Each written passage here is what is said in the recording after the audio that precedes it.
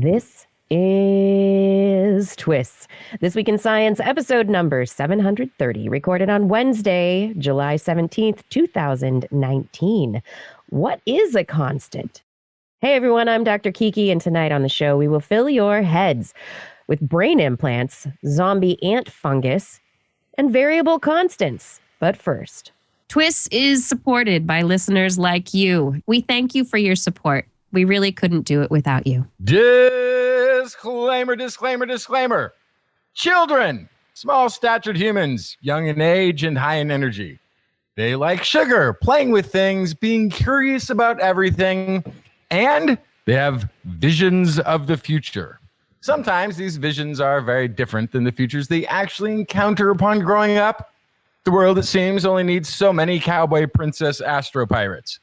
What the world does need, of course, is scientists, and lots of them. Science is a field for the curious. Science is all about playing with things, and science runs on visions of the future like a hopped-up 7-year-old with a fistful of pixie sticks. If there's one thing you can inspire the next generation with that they can relate to the most, it is science. Because at its core, it is a childlike curiosity, an active imagination, and above all else, a drive to prove that those who came before didn't really know everything after all. And nowhere is that more apparent than This Week in Science. Coming up next. I've got the kind of mind I can't get enough. I want to learn everything. I want to fill it all up with new discoveries that happen every day of the week. There's only one place to go to find the knowledge I seek. I want to know what's happening. What's happening? What's happening this week in science? What's happening? What's happening? What's happening this week in science? Good science to you, Kiki and Blair. and a good science to you too, Justin, Blair, and everyone out there. Welcome to another episode of This Week in Science. We're back again to talk about science. Ha! Who knew? Who knew that's what we'd be doing this week? And this week, what did I bring? I brought stories about constants, brain implants, and we have an interview with Dr. Lukas Pasteka about measuring constant variability in just a few moments. What do you have for us, Justin?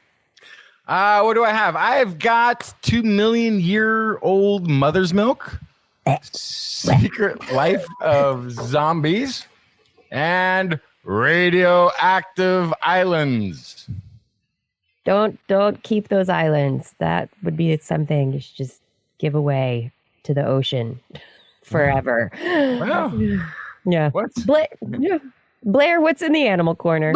Blair, I have edible insects in pain, and to coin a phrase, elbow dynamics. That's elbow dynamics. It's an awkward parade wave. Yeah, yes. It's actually, the story's not that far off from that. As we jump into the show, I would love to remind everyone out there that if you are not yet subscribed to This Week in Science Online, you can find us on YouTube, where you can click that little notification bell to be notified when new episodes are live or published. You can also find us all places that podcasts are found: radio.com, Pandora, Stitcher, Spreaker, Spotify, TuneIn, Google, iTunes, or just visit TWIS.org. All right, but now it is time for the show. So without further ado, I'd love to introduce our guest, Dr. Lukas Pasteka. He is an assistant professor in the Department of Physical and Theoretical Chemistry at Comenius University in Bratislava. Thank you for joining us. So Dr. Pasteka has had to get up very early in the morning thanks to the time difference here. And so he's been having to deal with this wonderful constant time, the speed of light. That's right. How fast the sun goes down and then the night goes by when you know you have to wake up early in the morning. And on top of it all, this darn plate tectonics making everything so far away. Yeah, exactly. That's right. And distance and measurement is going to be a large part of our conversation for today. But to get started, Lukas, I'd love to know, how do we define a fundamental constant? What makes it fundamental and what makes it a constant?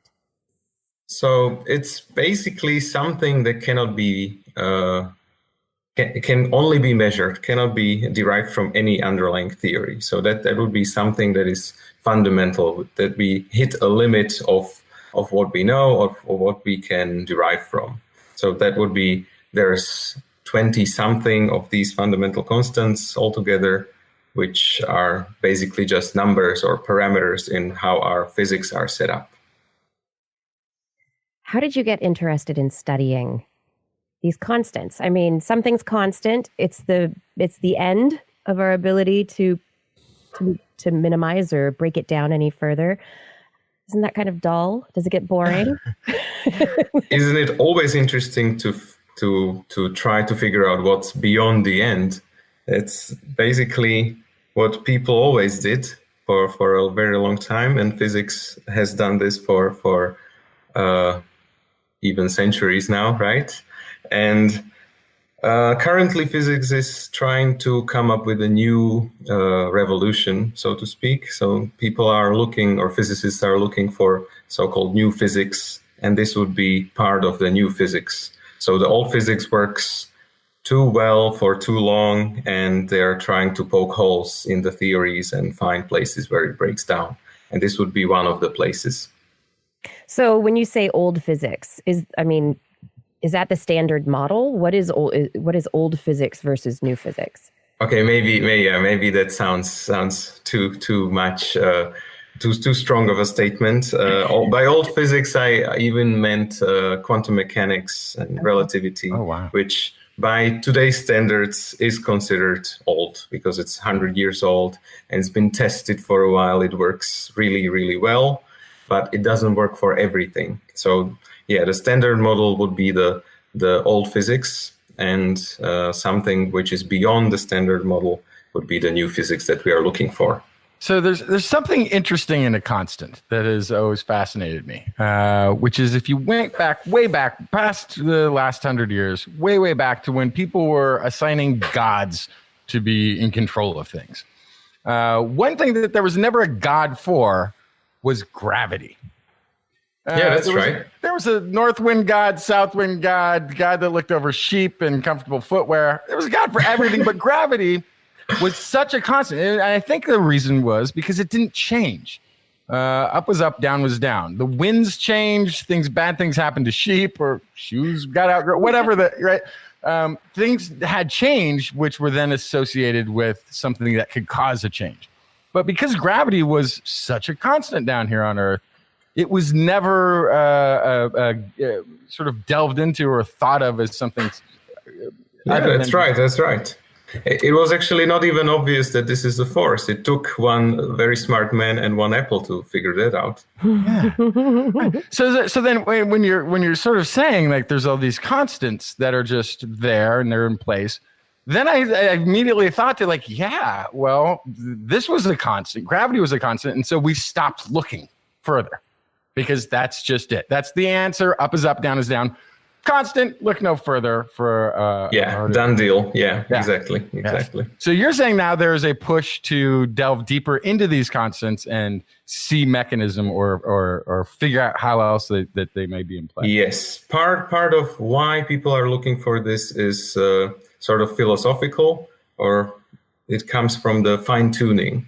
So it's very hard to explain why all of the constants are tuned for us to be here.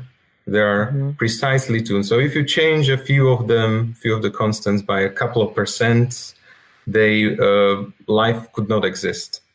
So if you change, I don't know, the alpha constant, the electromagnetic force, by a few percent, then the atoms would not form or stars would not form. There would be no life.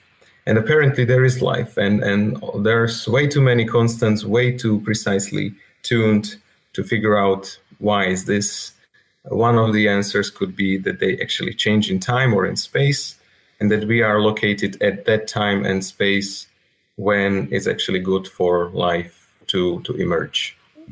So what we're getting at is the direction of your research, which is looking into the idea of variability in constants. Not just that, hey, there could be parallel universes in which these constants are different, and in some of them there's no life, and some of them, it's bubble universes, or things formed very differently. But rather, during the evolution of our own universe, these constants change, that they're variable. Yes, yeah, exactly. That's the motivation. Yeah. Is there also the possibility that there could be heterogeneity within the universe itself, that the constants are different in different places? Yeah, exactly. So there is some astronomical evidence even for this. So people have been looking for these changes, and a couple of years ago, an Australian team found astronomical evidence from quasar spectroscopy that the constant alpha, the strength of the electromagnetic force, is changing across the universe. So there's a dipole or a gradient across the visible universe, which is not very large, but there is something. It's a bit inconclusive because astronomical observations with this kind of precision, they have all sorts of problems with systematic errors and stuff. But there's definitely something that pushes people to look for these things. But we want to do it more precisely, which would mean set up lab measurements on Earth, which would be better. Can you talk about I've got, for people who are watching right now, I've got an infographic up from that Australian team referring to how they did their measurement looking at these quasars. And they looked at the light, the electromagnetic light spectra from the quasars, but they did 3 different measurements. And can you talk about kind of their methodology there and how what you are doing would be different? So basically, quasars are these really, really bright light bulbs that we get for free all around the universe. And they shine light to Earth. And when that light passes through some galaxy or a gas cloud, you get spectra out of it. So you can measure spectra of hydrogen or helium gas or the other elements from very distant places in the universe and compare these spectra to the spectra measured on Earth. And then if you notice the black lines there, those are the lines, the absorption lines that we're looking for. And if these lines are slightly shifted with respect to the spectra that we know from here, from Earth, then that can be an indication of a shift in the fundamental constant. And these 3 measurements that are on the picture, that's just 3 different telescopes that are around the globe. So the Australian team, they merged all the data from all the available telescopes and all the available quasar spectra, and from that they derived the gradient across the universe. Yeah, what I find really interesting about your idea, and this, you've got a paper that's recently out, which is what you came to me with and said, I've got this paper and let's talk about it, that is not looking at stuff from distant galaxies, but is, like you said, here on Earth. And so how do we measure, and how do we start measuring things that are around us here? And what is the idea that you proposed and tested and kind of did this proof of concept for? So the people who do the astronomical measurements, they have the advantage that they have very, very large scales at hand, but the control of the precision is very low. So we wanted to reverse this, and we wanted to have a very well-controlled experiments done here on Earth. But the problem there is that you need a really, really high precision, because the changes within our lifetime or within the time that the Earth moves across the background of the universe, or the background in the gradient of some of these changes of fundamental constants, is very small. So the changes in the constants are fractionally somewhere on the 17th digit. So it's really, really far down there. So like 10 to the minus 17. 10 to the minus 17 per year, roughly. Per so year, that's per year, yeah. So you would measure for a year, and maybe you would see a shift on the 17th digit. So that's currently where we're at. Most of the measurements that were done so far were done by spectroscopy, and they hit this limit of 10 to the minus 17, roughly, and they cannot really push it any further. So we tried to come up with an alternative path to measure these things. And we were thinking, so what is the most precise device on Earth? And that would be the gravitational wave interferometers, or basically any laser interferometers. Those are the most precise instruments that we have at hand. And we had to come up how these could be applied to the measurements of the fundamental constants. So the laser interferometer, thank you for the infographic. It's basically just one laser beam is split into two perpendicular ones. They reflect off the mirrors and recombine again. And if the length of these perpendicular arms are slightly different, then the interference pattern changes and the signal changes. So these can actually detect changes at the level of 10 to the minus 20 or 22 even, which is incredibly precise. And that's why they were also able to measure the gravitational waves. And since these interferometers are all about changing lengths or measuring lengths, we were trying to figure out how length of or size of material depends on the fundamental constants. And that's what we calculated in our paper for different materials used in interferometry, how they change with the constant alpha, which is the strength of electromagnetic force, or so-called fine structure constant, and how it changes with mu, which is the proton to electron mass ratio. And so we didn't actually measure it, we are theorists, but from what we see, it would be possible to push the detection limits a couple of orders of magnitude further than it was possible up to now. So let's work through this kind of with a thought experiment. This would be fun for a theorist, right? If you were looking, say, at a material, an element like gold or the carbon in diamonds, what would your experiment, like what you're suggesting, mean for looking at one of these materials? Well, there are a couple of different options here. So if you want to build an interferometer, it could be a cavity interferometer where you would have a crystal cavity of a solid block of material. Whether it's diamond would be probably a bit too expensive, but maybe silicon. No, we'll just go get it from, the crown jewels, the Tower of London. Sure. Get some nice ones tomorrow. Yeah.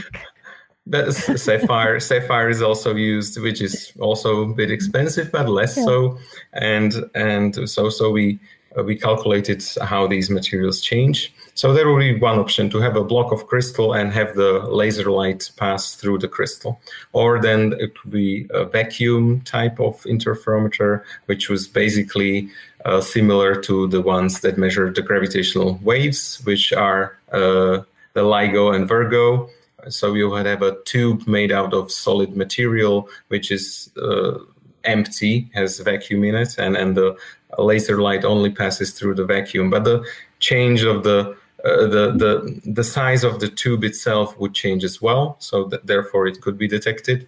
And then there's also mass resonance detectors for gravitational waves, which are usually large cylinders or large spheres of solid material, and then you measure the resonance in the size of this material. And how would, based on your calculations, how would a change, a variance in the electromagnetic force, this alpha, how would that potentially affect a material versus the change in the mu? Are they the same? Are they different? Would you be looking for different results? They are quite different. For For alpha, usually the heavier materials are better. So it's a relativistic effect. And as we know, relativistic effects usually go hand in hand with heavy elements or super heavy elements, even if that's possible to get. So the heavier elements are better for alpha, and the lighter elements are better for mu. And so the reason is mu comes from vibrational effects, and alpha is from the relativistic effects. But both are influencing the electronic structure of the material, so how the electron glue holds all these atoms together. And if you change the physics of the glue, then you change the spacings between the atoms, and that translates into the length. So in the end, you're looking for an actual change in the crystalline structure, like if you're looking at a crystal or... Yes, exactly. Yes. Wow. Could you actually borrow LIGO to do this? Yeah, we have to talk to them. Yeah, we have to talk to them, definitely. Yeah, it would be great. Maybe we don't even have to borrow anything or ask them to rerun any experiments for us. Maybe it has been already measured. Yeah. We just have to look at the data and look for different types of signals than are the signatures for the gravitational wave mergers of neutron stars and black holes. It's probably right there in some noise trimming protocol data, the software that they put the data through. Exactly. That's the problem. Yeah. But if we get our hands on the data, it could help us. Yeah. Oh, that's interesting. So in reading about your work, there's this interesting, it's not just the kind of like, okay, how big is an atom? How does the variance or variability of this affect the size of a chunk of diamond over the course of a year? You know, it's not just that. It actually has potential to tell us about the distribution of dark matter. And I'm trying to wrap my head around that. So can you help a little bit? How does what you're looking at in terms of molecules and atoms start to scale up to the level of our universe? Yeah. So with dark matter, this is also connected to the fundamental constants, because with some theories that go beyond the standard model and some theories of dark matter, like axion theories, they predict that there is a little bit of an interaction with dark matter, between dark matter and the rest of the universe. And this interaction could actually produce locally changes in the fundamental constants. And since the dark matter is not distributed equally everywhere, we know it's everywhere, but it's not smoothly distributed.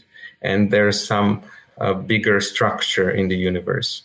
And if we are flying, or if our solar system is flying through a lump of dark matter, then temporarily values of some constants could change and then go back, for example. So if we would look for blips in these measurements, for example, from LIGO, this could be explained by the dark matter. So this could be one option.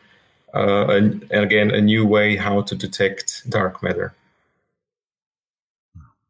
That to me is just it's such a it's mind blowing and a fascinating new idea. Also, as you're saying, we could already have this data because LIGO's already working, but they're just not looking for that specifically. Yes, yeah, exactly. They are looking for a very specific kind of signal, and we would be looking either for oscillations, periodic oscillations, which would signify the interaction with the dark matter field, or very, very slow drifts, which would be the cosmological evolution of the fundamental constants, as we talked about before, or those temporary blips, which would be...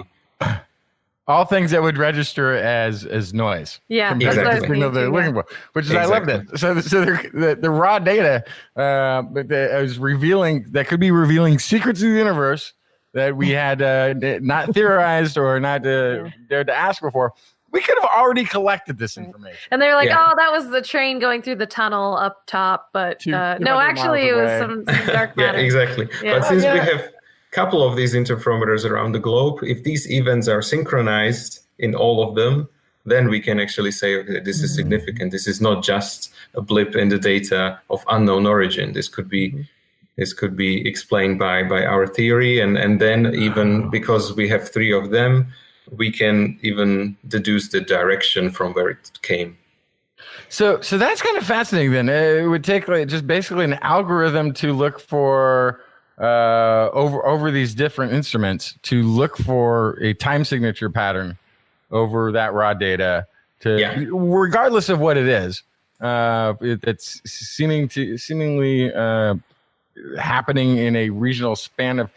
There's the thing. What's the reasonable span of time that these things should be occurring? Should they be occurring instantly in all these locations, or is it like not instantly? Not instantly. It's basically similar to gravitational waves, because we are passing through. No, it's actually slower, because we would be passing through some 30,000 kilometers per second per hour across the universe. I'm not sure. I don't remember the exact speed of our galaxy.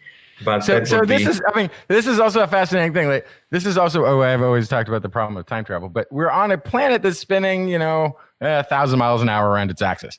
And then the planet's going around the sun. I can't remember what it is, 34,000 miles an hour, something crazy. It's more than that. It's much more than that. But then the universe itself, our solar system is spinning within the within the galaxy, and the galaxy moves. And then the galaxy is moving. So if you went back, this is the problem with time travel. Time travel, by the way, has been invented dozens of times.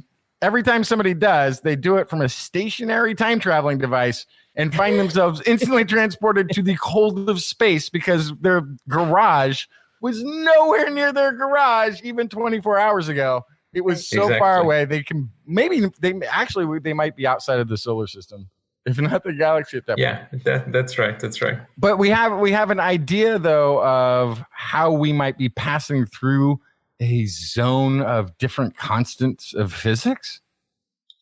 Yeah, because we know how fast we travel compared to the cosmological background, or the cosmic microwave background. So that's our reference. And that's where we assume the dark matter structures would be static. So okay, wait a second. That's because that brings up the interesting thing.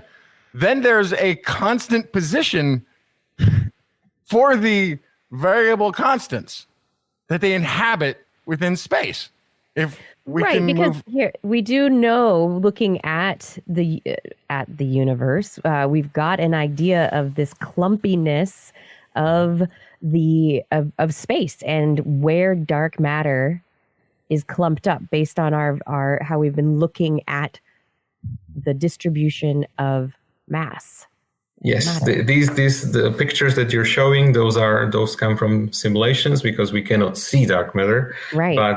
But we know about these structures from astronomical observations of lensing and micro lensing, and the bullet cluster is very famous for this. Mm-hmm. So we would know that there is some structure to dark matter. We know roughly what the density of the dark matter is all around us. It's around us. It's all around or through the Earth, but the density is very low locally. But in some places it's higher, in some places it's lower, and we could be able to detect these changes. So just to give you an idea, if you collect all the dark matter within the sphere that our Earth creates, it would be roughly a few hundred grams, like a kitten or something. A kitten. Dark matter kitten. Earth has a kitten of dark matter. Yeah. So what I'm interested in is this idea of this, I guess, the clumpiness and the possible variability from place to place. It's going to be a very slight variation, as you've said. Would it be enough of a variation to actually make a difference in the structure of anything that we know to be if we were to move through it?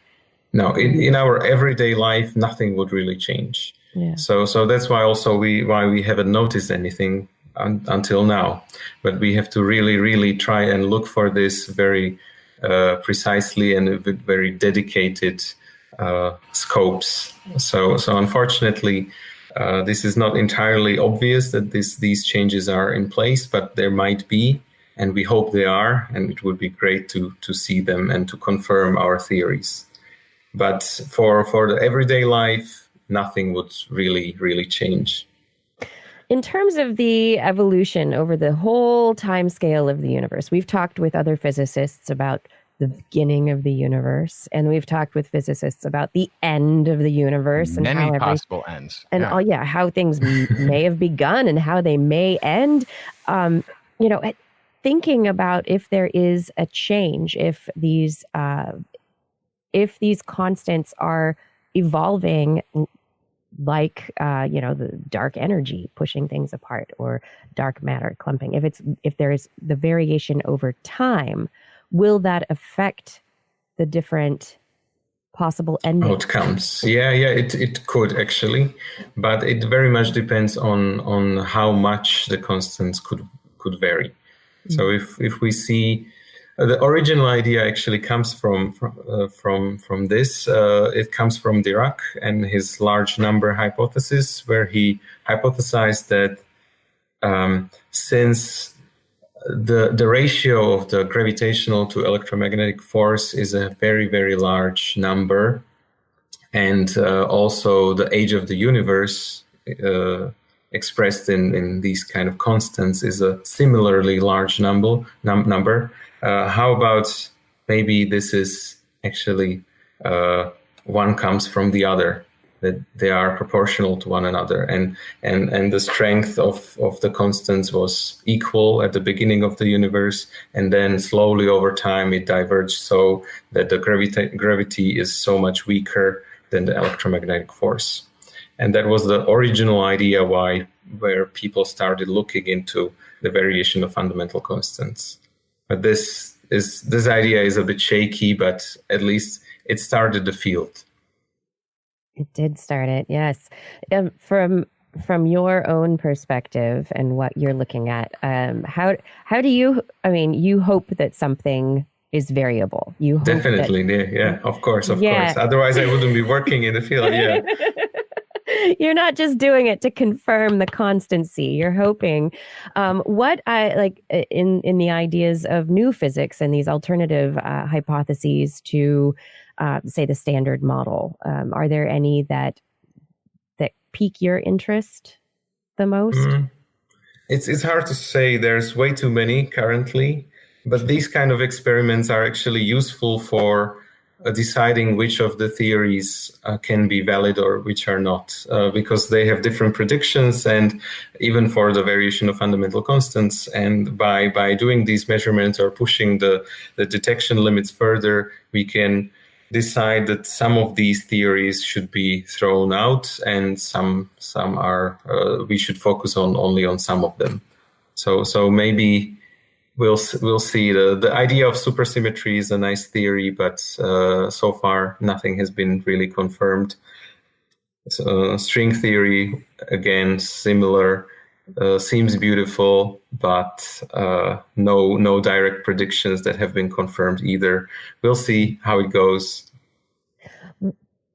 For what you're doing, obviously it's computational and theoretical, and there's the development of things like laser interferometry that would allow experimentation to actually take place. Do you see, or can you imagine any technologies that would maybe take it the next step further? Like, is there a particular development that you're just kind of waiting for to happen? Not that I know of. It would be a nice surprise if there was suddenly something more precise. But so far, our focus was on the laser interferometry because they are so well developed. Much more than anything else that we know that could be useful for these measurements. So, but it's not only the LIGO and Virgo and these huge interferometers, but even the smaller tabletop lab-sized ones are still very useful for these experiments. So that we can actually try and convince some experimentalist group to do a dedicated experiment and to measure for a year or two something like this just in a lab, not on LIGO. This would be the laboratory with the locked door that nobody goes into.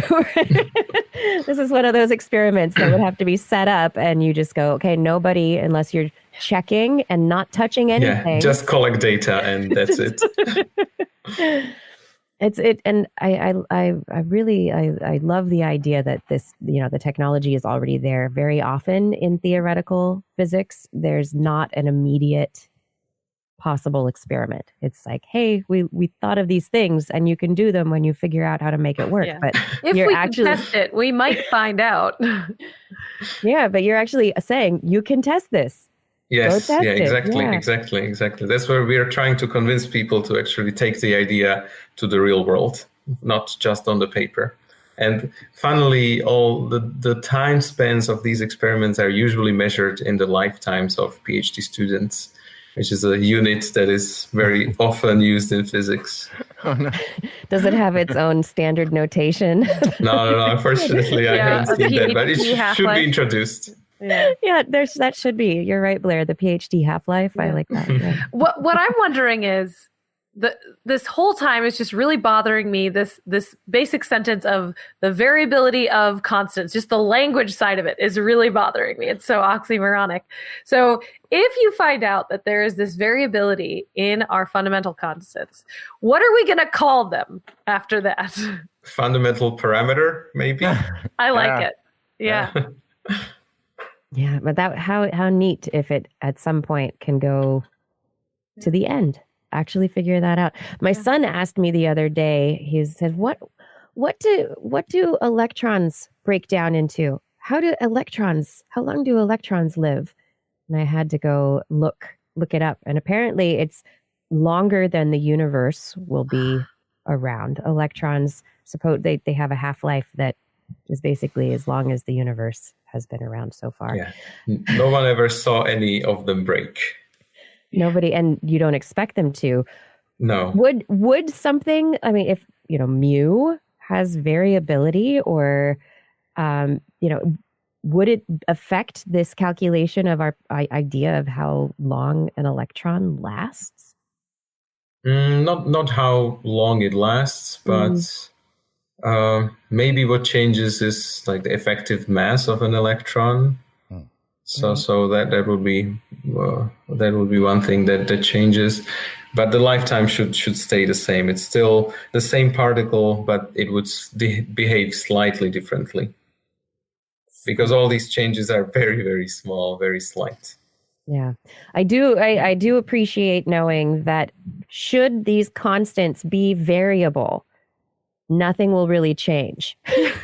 Yes, yeah. For us, everything stays the same. That's very good. It's comforting, isn't it? No doomsday. No, I do appreciate that. Go ahead. Real quick, but does that have any implications for the universe beyond where matter is currently inhabiting post Big Bang? Does it have implications for a beyond the sphere of our known or theorized observable universe? Observable, and does it mean that we're encroaching the territory that we're taking up now with our universe? Was there a different physics there previously that we've affected or pushed aside or incorporated in some strange way? Well, yeah, we think so. But if the cosmological evolution is in fact in place, then yes, even as we speak, it's still varying very, very slightly. And the further down the timeline we go, and further down the space line we go as well. So as we move through space, it should change a little bit. So it's a little bit an answer of what was here before. I cannot really answer that. That's very hard. Before Big Bang, you mean? Or yeah, I mean it has implications in if there are these varying constants that have evolved and changed over time since the formation of our universe, it gives some insight. If you can find these things, it gives some insight to what was there before. Yeah, exactly. Yeah. Some of the theories of what we know and how the universe evolved would change if we can really confirm that there is an evolution. Then we would have to change also how old the universe is by a little bit. I guess these expectations would change as well. So there would be all sorts of consequences if we really incorporate it into the theory. Discoveries have consequences. Yeah, they usually do. What is your next step? What are you working on next or now? I'm still working also on the variation of fundamental constants field. So we're trying to look for the ideal material for these kind of measurements. Mm-hmm. But then I also have many other projects unrelated to the variation of fundamental constants. Like I'm also working on super heavy elements, which are the elements at the very end of the periodic table. Yeah. Recently, some of them were given new names, right? And so I'm trying to also look at the properties of these newly discovered elements and how they should behave chemically, physically. And because it's unknown from the experiment so far, they've seen a couple of atoms, and right. Are you talking? So are you talking about like 119 and 117, exactly. 118, the things that are really heavy and they only last for this blip in time, and so you have like no time to look at them. Yeah, exactly. So that's why theory comes in handy, because on a computer, it works out fine, nothing breaks down, and you can actually model these materials or chemicals with the super heavy elements like copernicium relatively easily, and you can predict their properties. And then maybe you can suggest ways how these can be confirmed on those very, very short timescales that are available for the experiments. Those are the shortest experiments in the history of science. Yeah, they are pretty short. Yeah, milliseconds often. Yeah, but maybe years to set up and milliseconds to run. Yeah, exactly. But people are still convinced that there might be the so-called island of stability in the periodic table. So if they are able to prepare these super heavies with bigger number of neutrons, the nuclei could be stable, or at least more stable, and they can survive for definitely more than a second, and even minutes or hours or days, or which would be more chemical-like. Or maybe somehow forming them and creating a molecule at the same time that could help stabilize them. Exactly, yeah, that's one of the things that we're also looking at, yes. I would love to see that in a science museum someday. Oh, Can you lift the super heavy metal? No. No, you can't. No. Yeah. What would you like people to take home with you? Not with you, with them. Sorry, question, words. Would you like people to take you home with them? No, that's not. No. People take the kittens home, okay? Yeah, exactly. Take home the dark matter kittens. You will regret taking home the dark matter kitten. You will regret it. It's really cute, but it's going to devour the souls of everyone. No, that's not. That's a different kitten. No, yeah, they're just dark matter kittens. There's a lot of variability there. Never mind. Anyhow, what would you like for people to take home with them about the work that you do, and why you do it? Because physics should not be sad and boring and stable, and we should evolve like we do in every other field. So that's why we are looking at these things. And the take-home message is that not everything you deem constant is necessarily really constant. So yeah, I think it is good to keep that in mind. Philosophy. Things change. Yeah. That's a philosophy there, not just physics. Yeah, that's right. How physics can be applied to your everyday life, everyone. There we go. Dr. Pasteka, thank you so much for joining us. Is there... Thank you for having me. You're welcome. Is there a website or any other social media or anything that besides the ResearchGate's website that I have my site on, I don't have any other social media that I would advertise. But yeah, ResearchGate. But you can see my papers, and that's it.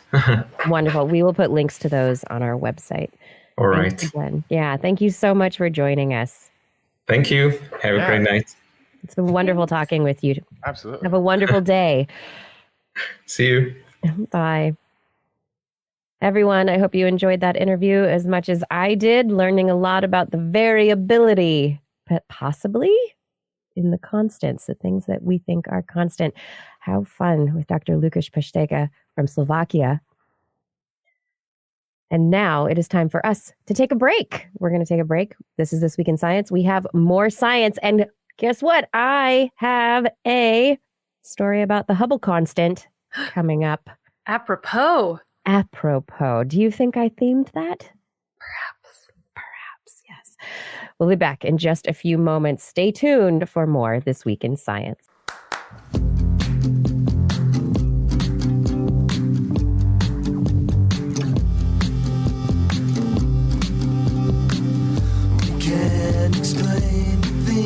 You've heard with more than intuition.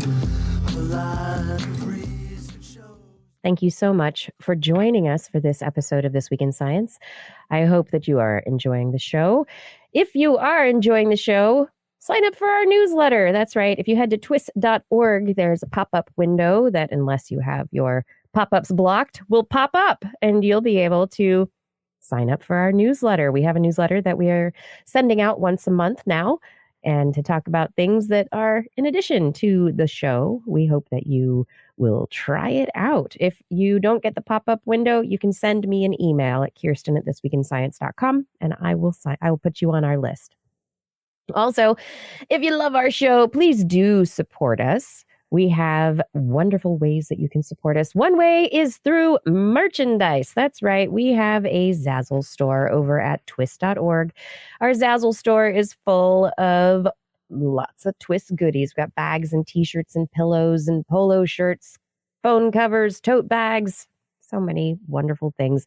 And they all support This Week in Science. That's right. A portion of those purchases goes to support our show. So if you want to wear your TWIS flair, head over there. Like, you hear me rhyme? I can rhyme sometimes. Back at TWIS.org, we also have a couple of other ways where you can support us, not necessarily in the consumption manner, but in the spirit of giving. You can click on the yellow donate button to use PayPal to donate one time or in a recurring fashion. However, it's up to you, but that is the PayPal way to donate. If you would like to try joining our Patreon community, you click on that Patreon link in the top of the bar at TWIS.org. It'll take you to Patreon, where you can click on the red Become a Patron button and choose your level of support. Everyone $10 and over will be thanked by name at the end of the show. If you donate at the $25 a month level, we now have a new TWIS t-shirt. It's our wonderful TWIS design on a canvas t-shirt. So it's a thinner, stretchy t-shirt that's kind of nice in navy blue with the orange logo on front. $25 a month and more will get you a t-shirt. I just got them in and I'm mailing them out soon. So get yourself a t-shirt, or just be thanked on the air if you want. That you're charged only once per month. And also, if you can, tell people about TWIS. TWIS.org, you can click on the orange subscribe button, which you can immediately click on YouTube, iTunes, or Google Play to take you to one of those big three to subscribe in the manner of your choosing on a device of your choosing, so you never miss an episode of This Week in Science. If you are subscribing on YouTube, be sure to click that notifications bell if you want to be notified of our new episodes. We really do appreciate your support and couldn't do it without you. Thank you.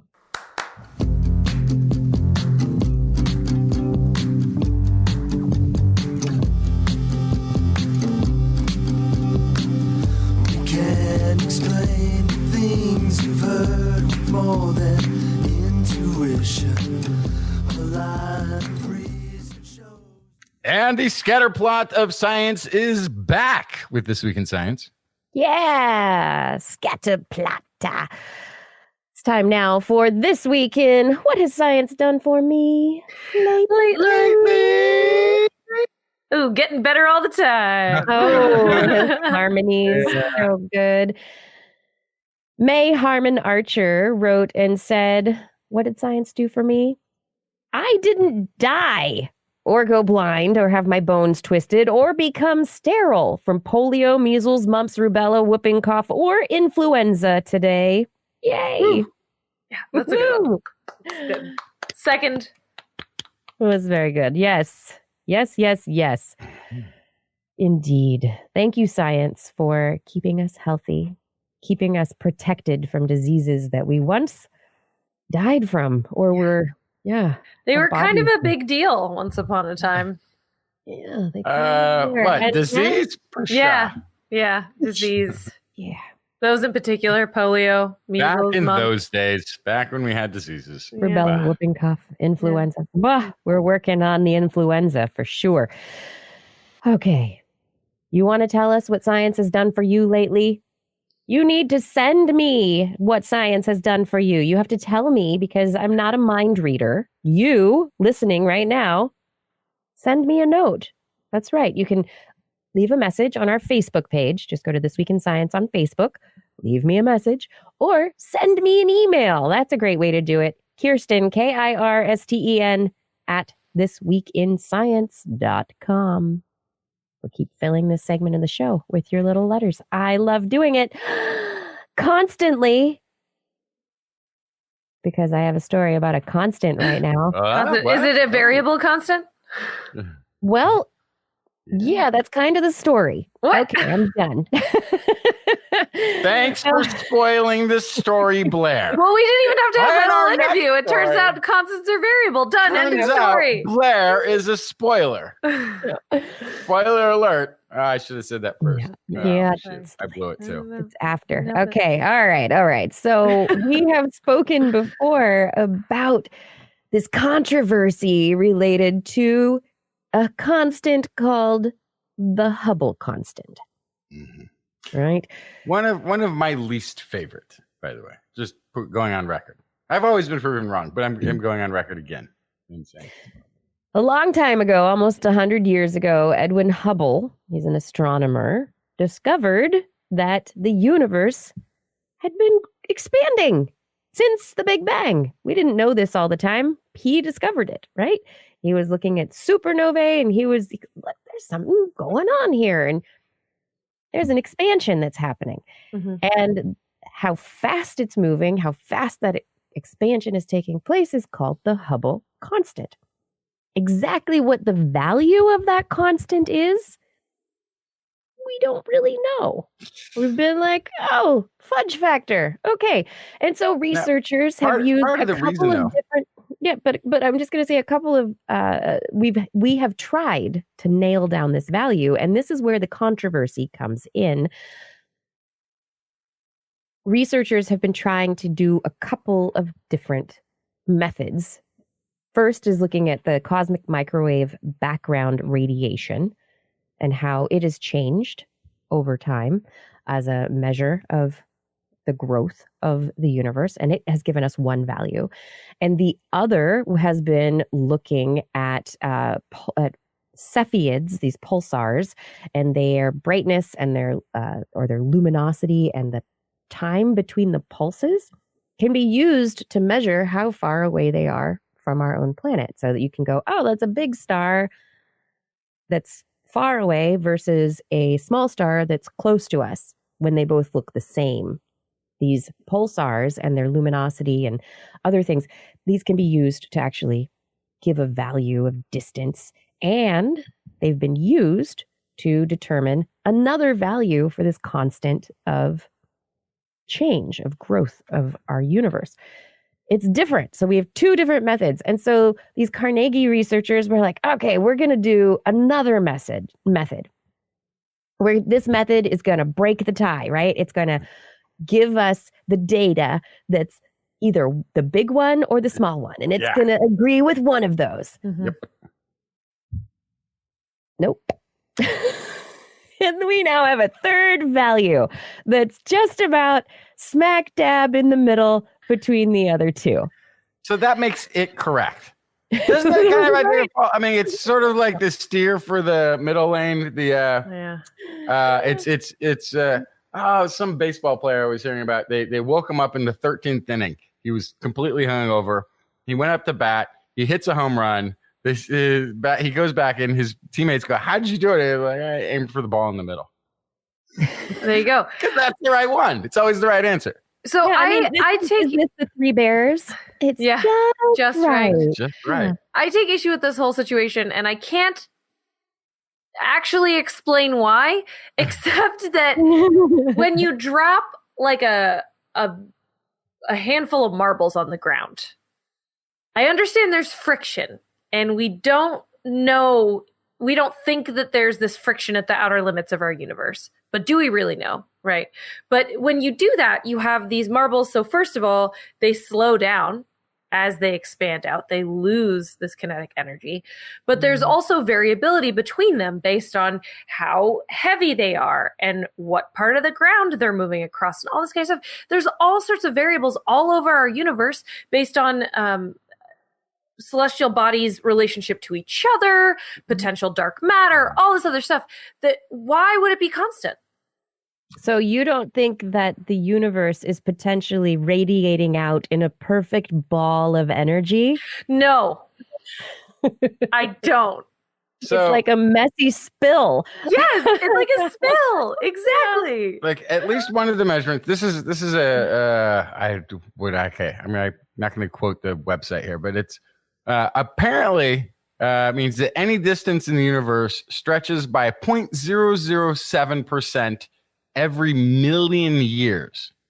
So part of when we're talking about this massive expansion, it looks really big over large time and space scales, but it's really it's tiny in like near regionally kind of locally things. If the distance between where you are and the corner store changed by 0.007% every million years, it's going to take the same amount of time over your entire lifetime to walk there and back.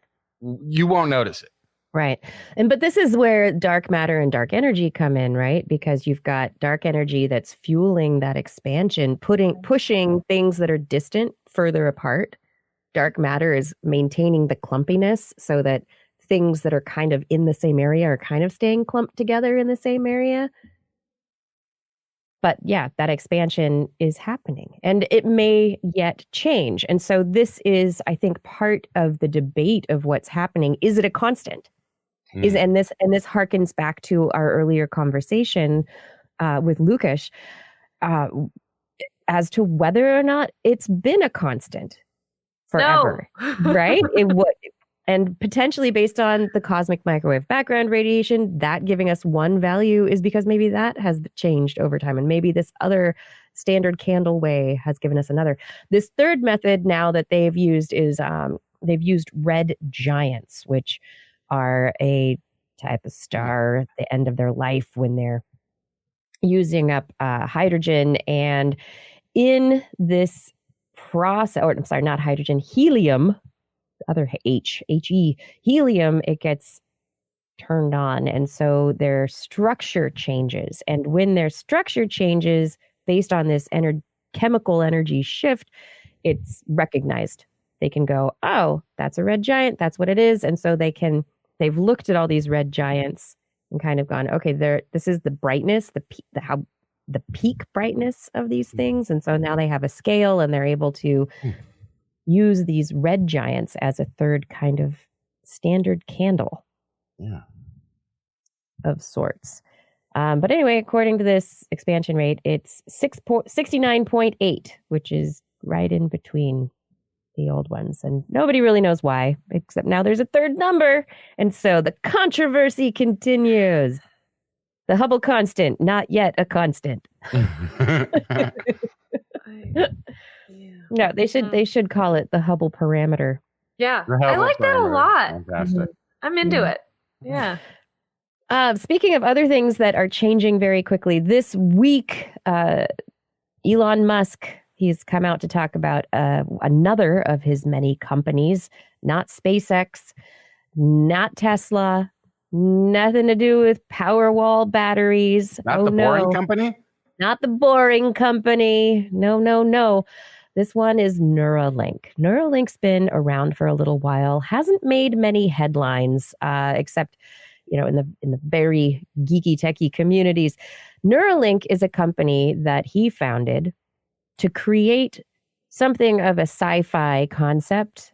People have called it a neural lace, in which we would have electrodes or a lace of electrodes implanted in our heads to allow us to communicate wirelessly with computers, with prosthetic devices, and in Elon Musk's dreams, to become symbiotes with AI.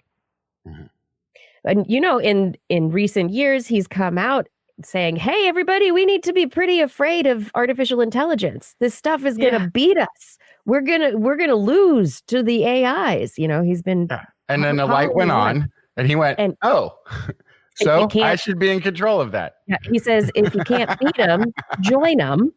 And so his goal is to make us one with the artificial intelligence. Exactly. So I'd be all for it, except I know that there'd be pop-up ads.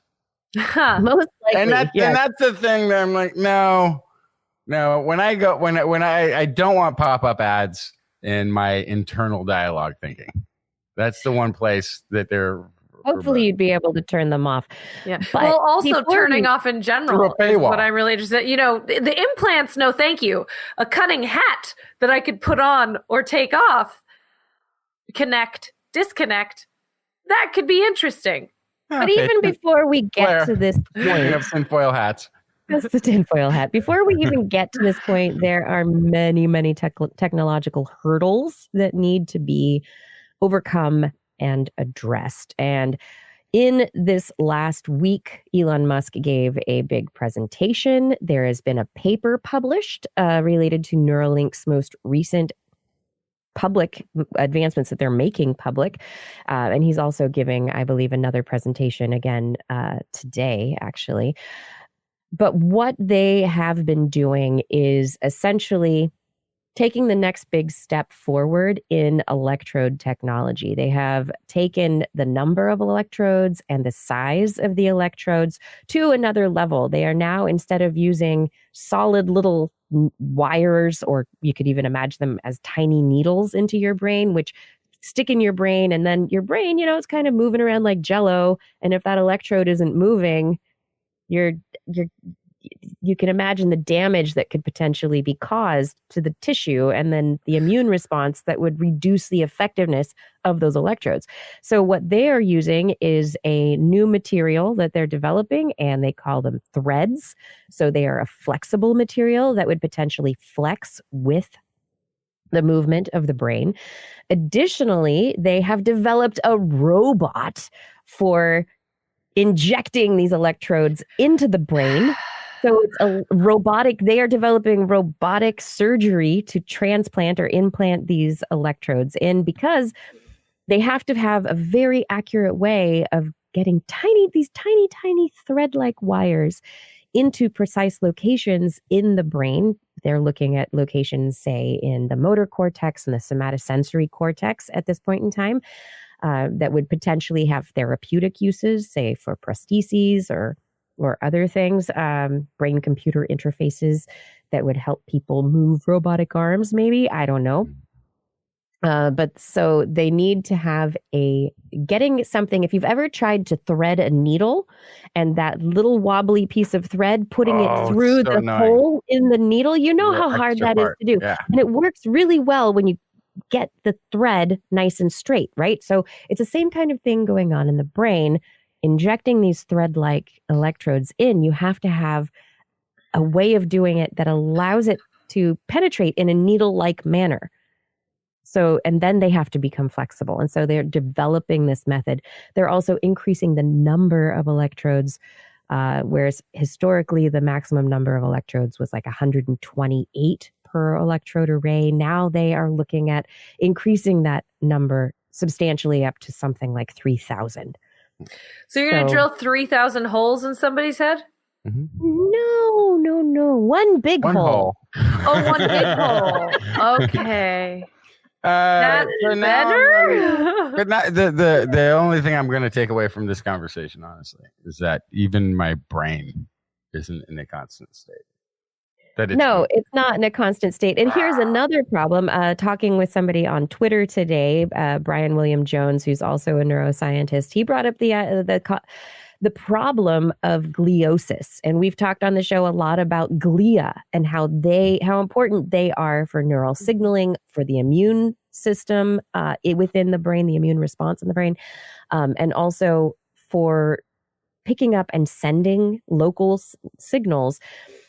And one thing that we know happens with electrodes in the brain is gliosis, where they harden. They basically create an immune response that leads to a plaque or a scar tissue that forms around the electrode that reduces the effectiveness of that electrode. It can't pick up signals as well, and it can't send them as well either. So this study still does not really address that issue. And with gliosis that progresses over time with all electrodes, any implant in the brain to date, and that even with this stuff, they're looking at a human implant volunteers maybe within a year. What? Yeah, they're working on rats right now at Neuralink, and they are hoping to go on to human trials within a year. But even with that, there will be deterioration. And we know that these devices need to be swapped out. So if you're looking for a permanent implant, you're going to go in having to know that you will be having brain surgery not once during your life to have them implanted, but probably multiple times to have the old ones taken out and to have new ones taken in. We don't know what effect that will have on the brain. And so there is something there, just technologically, there are still many, many, many, many hurdles. Musk is great for the big vision stuff. Yeah. He's got an amazing team of people at Neuralink. Maybe they and the other researchers around the world who are addressing this will address these issues. But who knows? Maybe someday. What it sounds like is they need to construct a part of the brain. So this is a weird thing that Kiki, maybe this is a mythology, maybe this is a real thing. There's a node, a little fold in Einstein's brain, which they say is something that you see replicated, a plasticity, a formation that takes place in a certain area that is common amongst people who play violin. I don't know if you've ever, maybe you've not heard of this. Or maybe this is the thing. Like, it could also not be a thing. I'll just full disclosure. But if there's an, go ahead. No, all I was going to say is I don't know if it is this particular fold. I think that may be a myth when you say this one fold is only in people who play violin. I think that in itself is mythology, but there is greater folding in brains like Einstein's. So there's greater folding but I've heard that some element, this is a structural change that takes place in the brain from having a lifetime of interacting with the violin, say. Before implanting, it may be that you would have to take advantage of something and repurpose it versus just implanting into a thing. So it might be like, okay, you can get the brain implant, but you have to study violin for 20 years first because we need a change in this region that we can then co-opt that won't cause scarring, that will be something peripheral that we're going to co-opt its regular function to communicate with this device. I mean, it might be a little bit more effortful than picking a brain region that we think is not as useful or not as, or just picking brain regions where there's access currently that could have scarring, glial effect, downstream effect. but creating a structural change in the brain through something else, and then you're going to lose the ability to play the violin. Okay, at the end of this surgery, I know you spent 10 years developing it, but we're going to use that portion of the brain that caused this extra node or fold to do the interaction with this implant. It may be something a little bit down the line where we have to incorporate an actual adaptation of the brain itself to be able to jump in. I think even beyond that, I wonder if at some point, if we do go into this extra stimulation, this extra communication with artificial intelligence, will that change the structure of our brains? So I think that's another interesting question. I have a question that maybe I just am missing something here, but I just want a clarification here. We're talking a lot about the nuts and bolts of how to make this work, and that there could be human trials within a year. Why would I, as a human, want to sign up for this trial? What is the real world benefit of being able to commune with AI? Aside from it being really cool. At this point in time, if they are doing those human trials, it's going to not be communing with AI. That is not what's going to be happening. It's going to be, oh, look, I'm sending a message on Twitter with my brain. I think it would be but what they're looking at, people who are trying. Yeah. Yes, that would be what they are first going for medical therapeutic purposes. So it will be for people who have locked in syndrome where they can't communicate, to be able to use a brain computer interface to be able to send messages and communicate with people about their needs. It would be paraplegics, people who can't move, to be able to control devices in their environment, or even extra limbs. So initially that's what it would be. It would not be, I am becoming one with an AI. That's right downstream. That's like his big vision thinking. So I guess, and I know we have more science to talk about, but I guess I'm not seeing a big difference between this and non-AI related studies that we've talked about on the show. Being able to control a robot arm with a Neuralink of a different kind, or being able to generate speech even based on brain waves that we've talked about just recently. So do you really need the AI to get this stuff done, I guess is my question. No. And what I was trying, that's the kind of fun, futuristic sci-fi spin on it. But like the real news of what they've done is they have created this new electrode array that is flexible and has more wires, which means connection with more neurons, which means a better resolution, higher resolution signal. They've also created a new chip for interfacing between those electrodes and computers that apparently will connect via USB-C to devices. So, but the idea would be, Blair, that, and it's and the surgical robot as well. So they've got a few things together. But it sounds like the premise, though, Blair, would be that you don't have to remove the hat at the end of a session.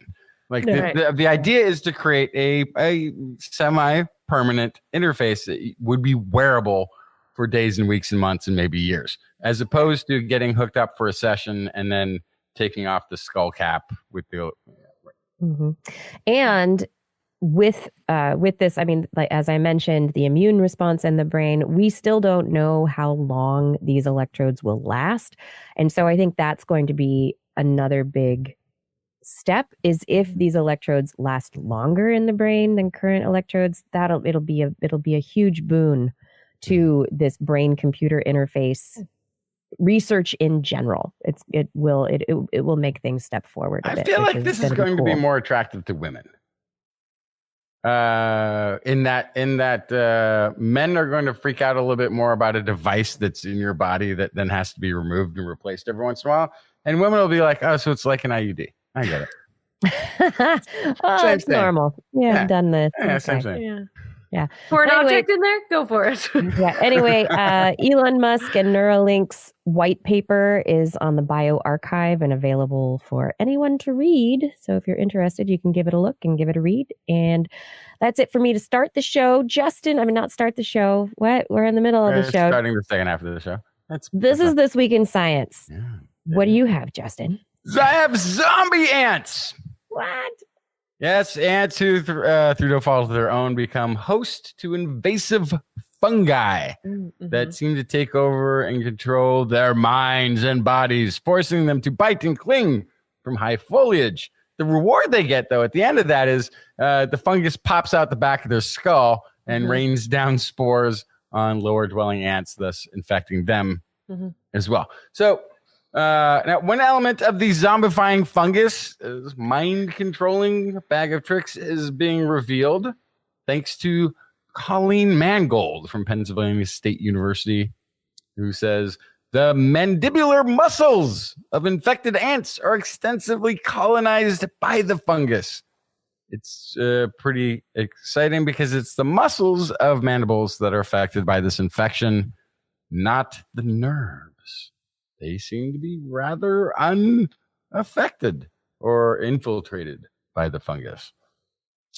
So this isn't so much mind control as it is, apparently, according to this research, directly, specifically targeting muscle tissue in the mandible that causes the biting to take place. Now that's worse. You're aware of what's going on, and you have to bite down on this thing, and you're like, I can't stop. So there's something that seems to be missing from this. Okay, so it's not the nervous system that's driving the lockjaw, but there is still the behavior where the ants go to a high structure before biting on. It gives an advantage because if it goes up high and the spores come out the back of the skull, they go down and can infect more ants than if they were on the ground and the spores just went to the dirt. So it doesn't explain that portion of it. What they found is that the muscle was contracted so forcibly that the filaments of the muscle fibers themselves, which normally slide past each other when a muscle contracts, were damaged and swollen. So this was sort of causing the locked muscles. They also found the fungus had broken the membrane covering muscle fibers, leaving the fibers exposed. What's then possible is that the fungus is... Okay, so they've got these little beads, these little structures, little vesicles that they discovered that they haven't determined exactly what they are yet in the muscles tissue. They suspect that it could be the fungus, little balls of toxins that then are having a release and causing the muscles to spasm and overcontract. It could also be an immune system reaction from the ants trying to fight off the fungus. That's the next step. They need to go and take a look at what those little vesicles are and see if it's coming from the fungus or the host. But really interesting, the mind-controlling zombie fungus that attacks zombie ants is not necessarily controlling the brain in at least this aspect. They still have to answer that other question, though, because there is something that's causing them to climb to the high. Or they just normally climbing up to a high point, and that's somehow triggering. And it triggers it, and then they get stuck. Yeah, like is it? Could it be sunlight activated in some weird way? So anyway, there's some interesting stuff to suss out just how that's going on. In other news, Australopithecus africanus, the mothers of this 2 million-ish plus year old human or hominoid, breastfed their infants. It says here for 12 months after birth and continue to supplement their diets with breast milk during periods of food shortage. This is according to research published in Nature by a number of universities that were working together. That's actually, I guess, not too surprising considering. Yeah, that's what breasts are for. Yeah, that's, well, I bet it's the long term, right? The year. That sounds like a long time compared to most animal species. Now, what's interesting is the animal species of current humans, it can be a year, it can be much longer than a year. Yeah. If you look at our closest non-human relative, the chimpanzee, they can nurse for 5 years, about no problem. That's kind of a normal chimpanzee thing. What I find really interesting about this study, though, is that they discovered the breastfeeding from a tooth. They used tooth chemistry analysis that enabled the scientists to see breastfeeding in a 2 million-year-old set of teeth. They so it says there in this paper, it says extended parental care is considered one of the hallmarks of human evolution. So I guess that's despite it also being a thing chimpanzees do, which seem content on staying chimps through a long period of evolution. But maybe 5 years of breastfeeding is a hallmark of chimp evolution as well. It's one of those statements that you have to dismiss as soon as you read that something is a hallmark of evolution. I think slightly meaningless. I think it's very interesting, though, to look at the difference between, we have our primate relatives and ourselves at this point in time, right? We're able to go, okay, so chimpanzees do this, bonobos do this, and we do this. And then we've got all these other monkey species, orangutans, Apes. The apes, right? We're able to compare and contrast just among what's living right now. And it is interesting that chimpanzees will breastfeed for so long, up to 5 years, that 5 years is when they wean, because humans, for the most part, do wean their young before that point. Usually if they can't, we can feed them much younger, but I think on average, it's maybe around 2 to 3 years around the world. And then, in the United States, of course, it's much earlier than that most of the time. But how interesting to be able to take this, this archaeological fossilized evidence from teeth and now be able to add a different picture to our hominid ancestors and go, okay, this is normal. Like, this was normal this long ago. This was normal among our ancestors, not just against these extant species. Yeah, and they can also do so. This is not I think this has come up before, and I always maybe just forget this. So the way that teeth grow is very similar to what you might think of a tree ring.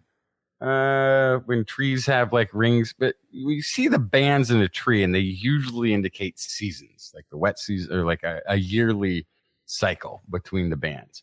You can count back and you can see, oh, here's a thick band. That was a wet season. Here's a thin one. That was a dry season. Mm-hmm. But this is sort of indicating to me that the rings on a tooth are applied almost daily. And so what it gives is an extremely high resolution picture of events occurring during the early part of an individual's life in terms of nutrition, food intake. There's, I think they're looking at high lithium, a mechanism they're saying is used to reduce protein deficiency in infants. So you can see periods where they might have been a little hungrier. So there's been some other similar studies being applied to Neanderthals. This group is now going to work on hominin species and go through teeth and look for these similar signals of early developmental layers and start to try to paint a picture of how infants were raised at different time periods throughout our evolutionary history, which can tell you some things about parenting, perhaps, and can tell us some things about the climate or environment those hominins were dealing with at the time. But it's an insanely high resolution map that is available. Yeah. And how interesting to know that these Australopithecus, that they, even after kind of weaning, that in times of low food, they would go back to breastfeeding. Yeah. I will support my child, that they had that, they weren't pushing their kids away. They still had that close bond, and they were close parenting and taking care of their young. I think that's pretty consistent across mammals, that they do a kind of a half and half for quite a while. And that part of the reason for that is that they are carrying their very own grocery store with them. So they never have to worry about their baby going without, which I think is really, I mean, evolutionarily, that's why mammals were so successful, is that they could travel and nourish at the exact same time. Yep.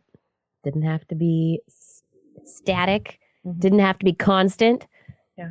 But that's also why there are so many mammals that are altricial, that are just little balls of fat that can't do anything yet, you know, which is most apes. Most of them are like that, at least at the start, where they just, all they can do is hang out and wait to be taken care of. They're not very good at running around like a baby giraffe or a horse or anything like that. And so mother's milk is really important for that, because they have a lot of development and growing to do outside of the womb. But it also, means that mom has to carry their baby around and do everything for them, which means they can't also forage. All right, I'm gonna go. I'll miss the thread for a second. I'll be right back, because I'm gonna bring a baby picture of me that basically illustrates your point. I am a ball of fat baby. I'll be right back. All right, because it is time now for that time of the show that we love to call Blair's Animal Corner. Loves our creatures, great and small. Biped, millipede, no pet at all. If you want to hear about animals, she's your girl. Except for giant pandas and squirrels, there's Animal Corner. What you got?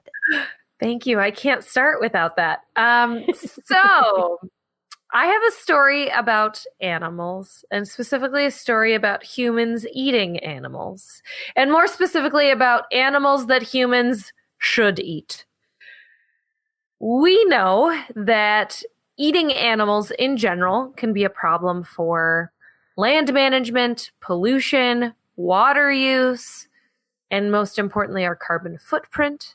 There's a lot of contributions to climate change from raising meat, but there's a way to get the protein that you need while still getting what is not so detrimental to the planet. And of course, what are you getting at here? I am What talking about bugs. Bugs, yes. So at least 2 billion people on our planet, that's about a quarter of the world's population, regularly eat insects. Us here in the Western Hemisphere think it's real. You know, the Northwestern really think it's a little ucky, but that's not the way in a lot of the world. But in the meantime, researchers wanted to look at exactly what nutrients there were to be gained by eating insects and other invertebrates. And in order to do that, they were very scientific about it. This was the very first synthesis of antioxidants in insects as compared to other food items. So they tested a range of commercially available edible insects and invertebrates and some other food items using various measures of antioxidant activity. Inedible parts like wings and stingers were removed. Good, they don't taste very good.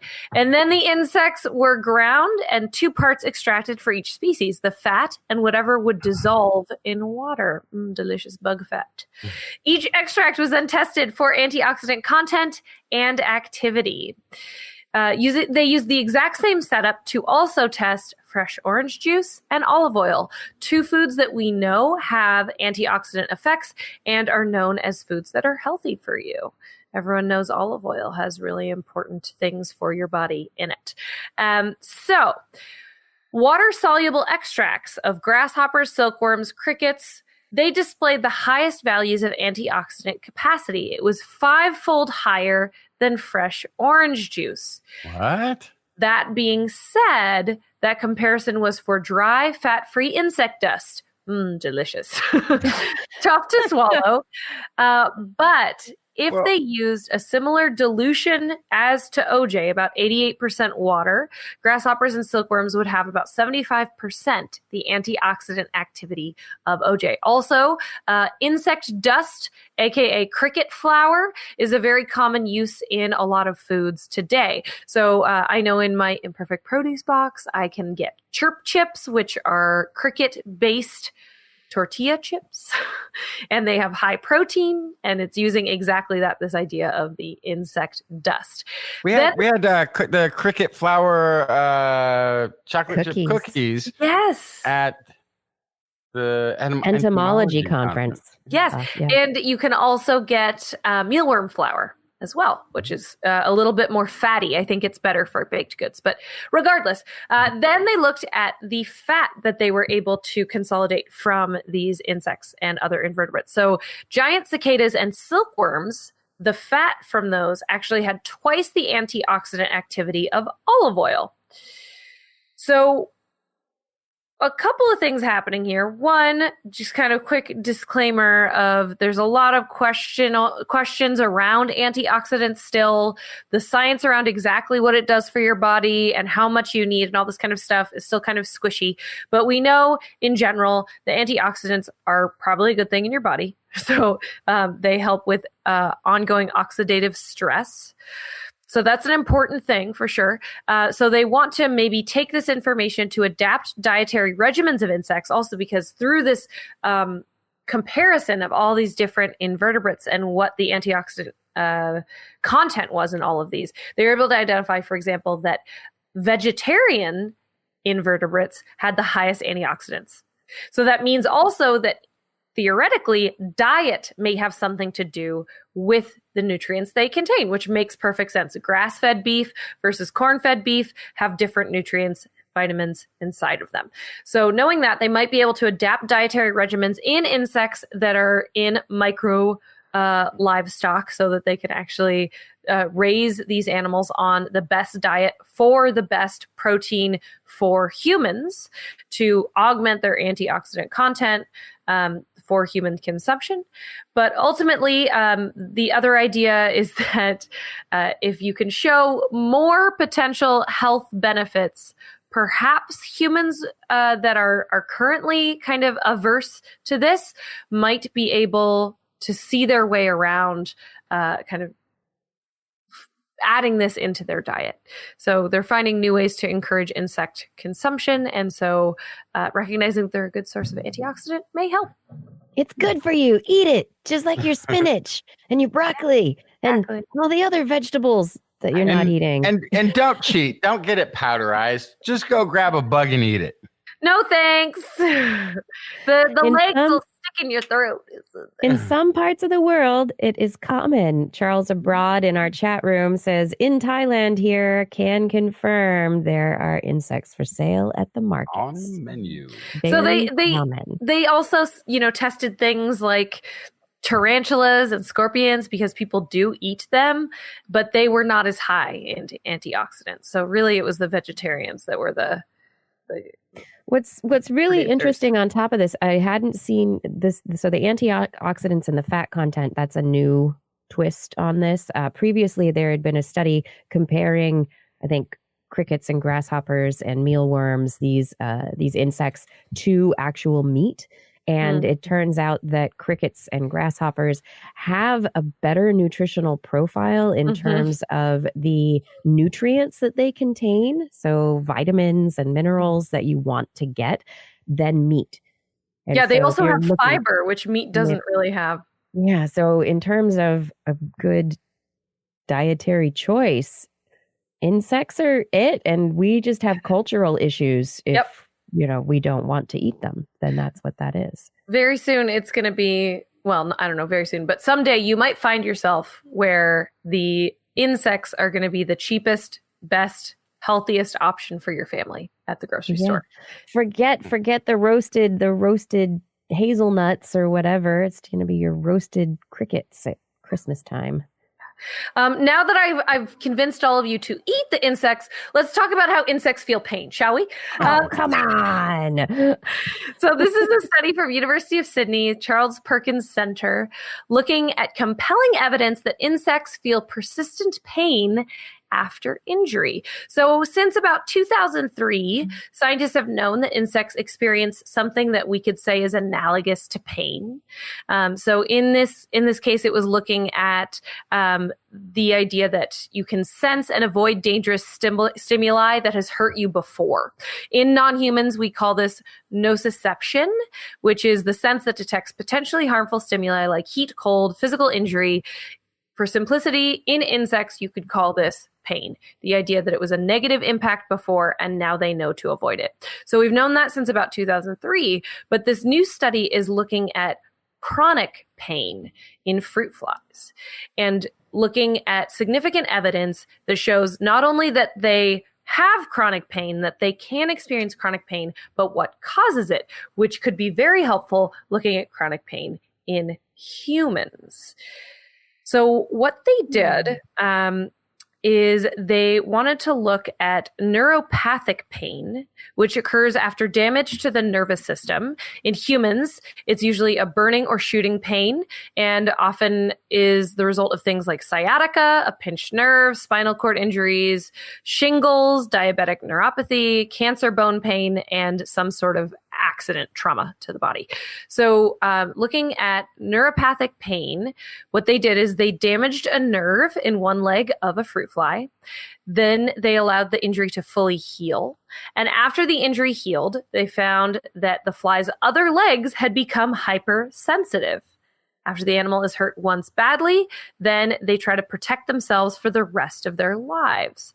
So this is what they consider is some sort of chronic pain, this reception that that there's the stimuli that they're trying to avoid. So they're receiving pain messages from their body, and it goes through sensory neurons to the ventral nerve cord. That's basically a spinal cord, but in a fly, because they don't have a spine because they're invertebrates. In the nerve cord are inhibitory neurons that act like a gate that either block pain perception or allow it to proceed. And what they found was after an injury, the injured nerve dumps all the cargo into the nerve cord and kills all the brakes forever. So basically the gates are just open to pain. There's nothing in their body telling them to not feel pain in that moment, which we depend on that, or we would always be in pain. So now their pain threshold changes. They are hypervigilant. They are in pain all the time, it looks like. When this happens to us, it makes us miserable. We need the brakes back. That's what painkillers do, right? It tells our body to ignore this pain stimuli that we're getting so that we can have what the researchers call a, quote, comfortable and non-painful existence. Amen. So the what I think is really interesting here is that they were looking specifically at what causes this kind of floodgate to open. The two current hypotheses with chronic pain in humans is either peripheral sensitization or central disinhibition. And you can kind of guess what those mean based on the names. But so it's this idea of responding to the stimuli or something in their central nervous system that is broken. So from the genomic dissection of the neuropathic pain in the flies that they looked at, looking at the flies' neural network, all their data pointed towards central disinhibition. So at least in the fruit flies, the underlying cause of what they're calling chronic pain in these flies is this neuropathic issue. Knowing that, their next steps are to see if they can make new stem cell therapies or drugs that can target this cause, shut down those gates, and stop pain in flies. If they can figure that out, then it could potentially be scaled up to humans. That's interesting. That's really this is a really amazing way to be looking at this and to be figuring out where it's coming from, and then also now being able to figure out how to target it. I love this. I love that Mm-hmm. the University of Sydney took this study so many steps. They could say, okay, we found out flies have chronic pain. There's a study. No, took it a step further. What kind of chronic pain is this? Okay, it's neuronal chronic pain. Great. That's a study. What's causing the chronic pain in the brain? They took it so many steps to figure this out. And it does really feel like a pretty big breakthrough in pain in flies and eventually humans. It's pretty exciting.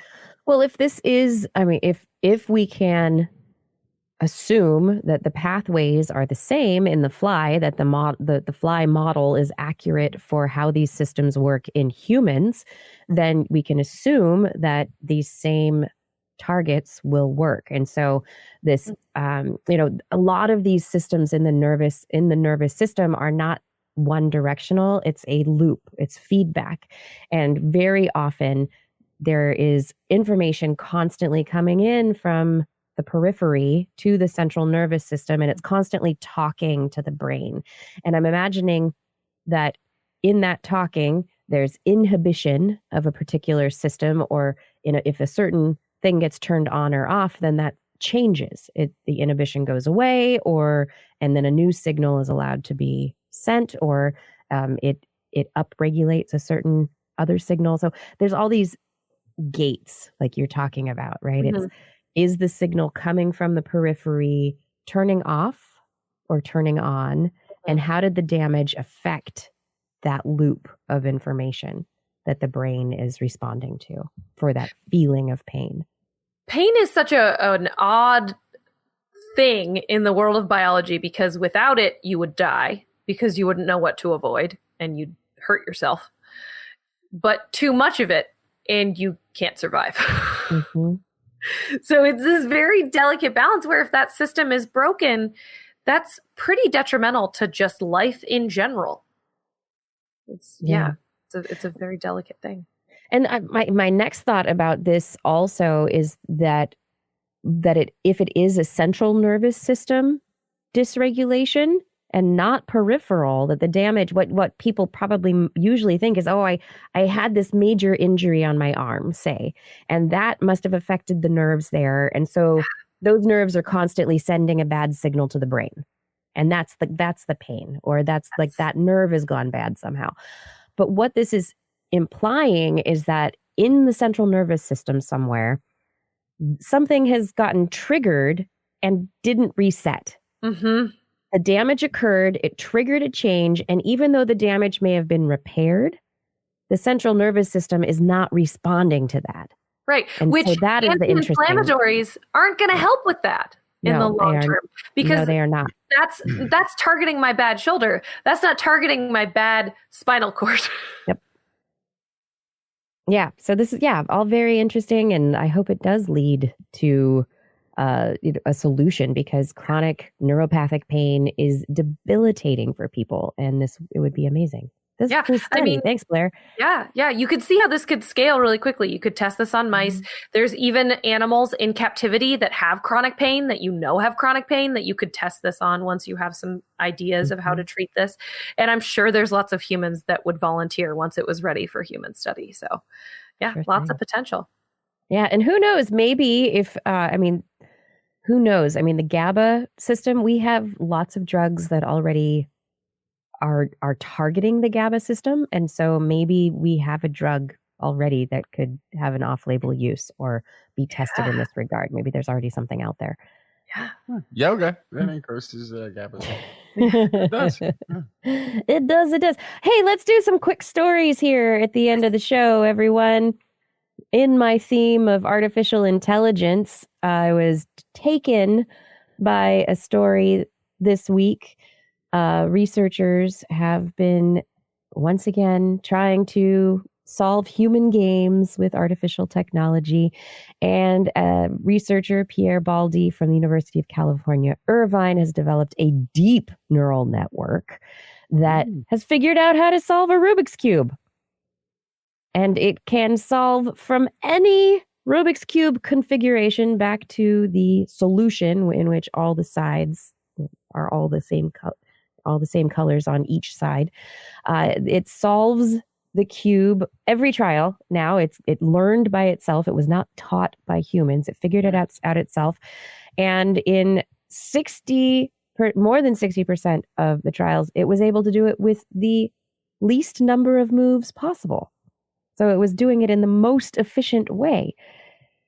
So, hey, Rubik's Cubes ruined for humans forever. No. So real quick, I actually, I don't know if I could do it now, but I used to be able to solve a Rubik's Cube, and I was taught in my high school math class because it's all math. Yeah. It's an if-then scenario.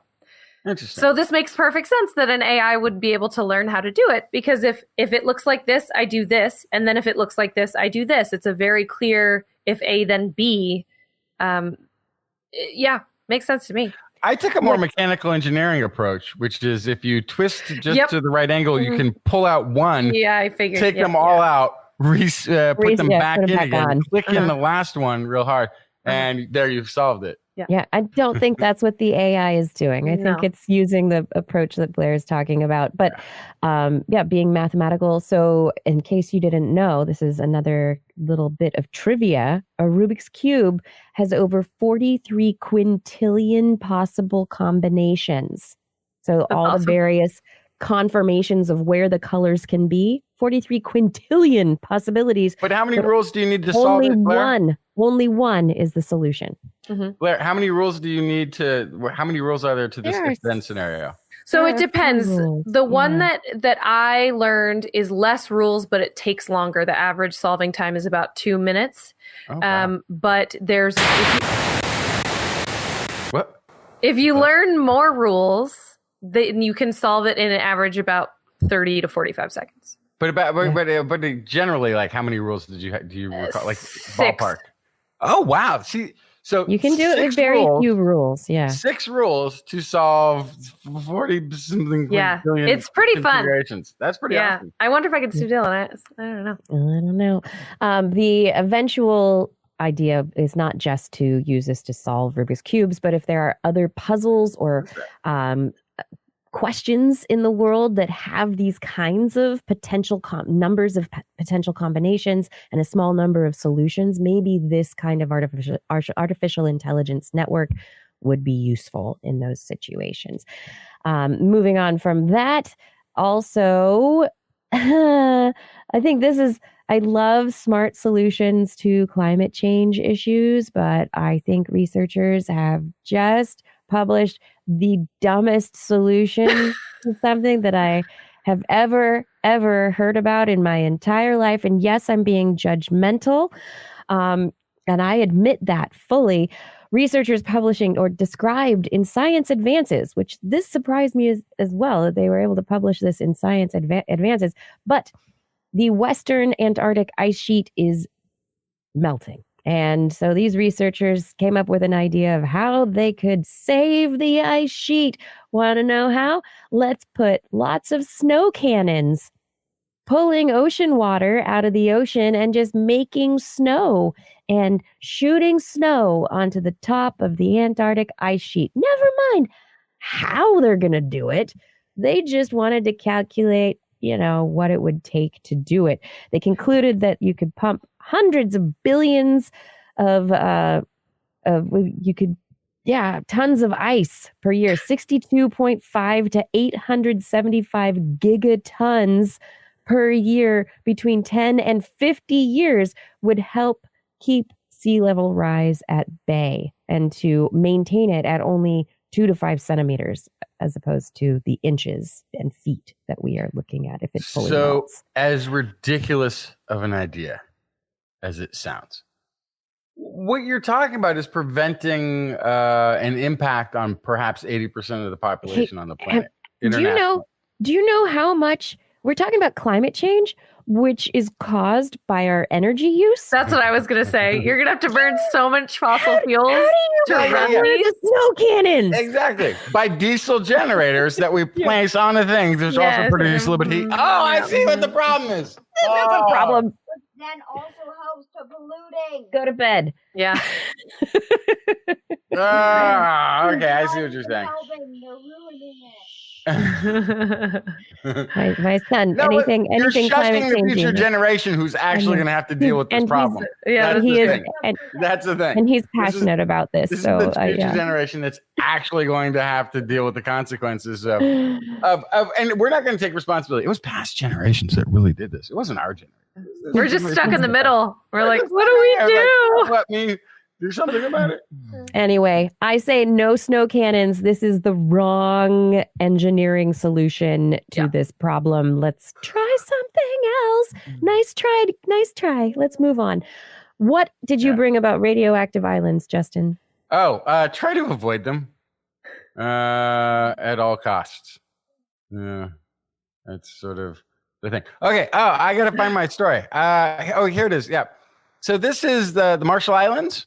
This is a place where the United States tested some 70 odd nuclear bombs between 1946 and 1958.